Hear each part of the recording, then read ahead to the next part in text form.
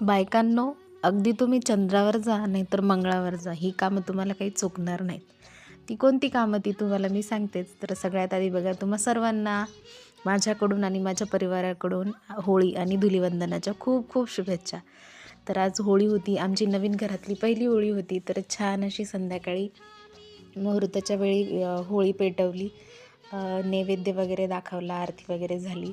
त्याच्यानंतर मग घरामध्ये पण देवाला नैवेद्य वगैरे केला. जेवणामध्ये असं साधंसंच केलं होतं, वरण भात पोळी. असं म्हणतात की होळीला पोळी केलीच पाहिजे, पण मग नाही जमलं, मी केली नव्हती. आपली साधंसं वरण भात पोळी खीर केली होती, पिवळ्या बटाट्याची भाजी केली होती.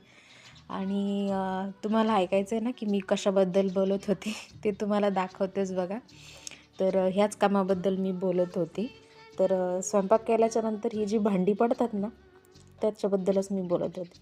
तुम्ही कधीही कुठेही गेलात तरी तुम्हाला ही कामं काही चुकणार नाहीत. ही मात्र तुम्हाला करावीच लागणार आहेत. मग तुम्ही कोणत्या मोठ्या पदावर असा किंवा नसा, हे भांडी तर तुम्हाला घासावे लागतात. आणि गोष्ट इथं संपत नाही, तर त्याच्या पुढे सुद्धा अजून बरेचसे कामं पडतात. म्हणजे खायचं प्यायचं भांडी घासायची, परत उठायचं, परत खायचं प्यायचं भांडी घासायची, एवढंच आपलं आहे रुटीन.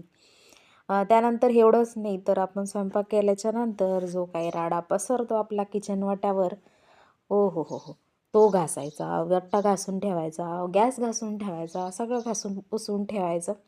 आणि जर नाही ठेवाल तर घाण होईल, कॉक्रोच होतील, म्हणून ती भीती एक मनामध्ये काय.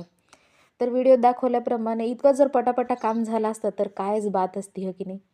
पण असो, कितीही शेवटी बोललो तरी आपल्याला मात्र हे करणंच आहे. तुम्हालाही करावं लागत असेल. तुमचं काय ओपिनियन आहे सांगा कमेंटमध्ये. थँक्यू.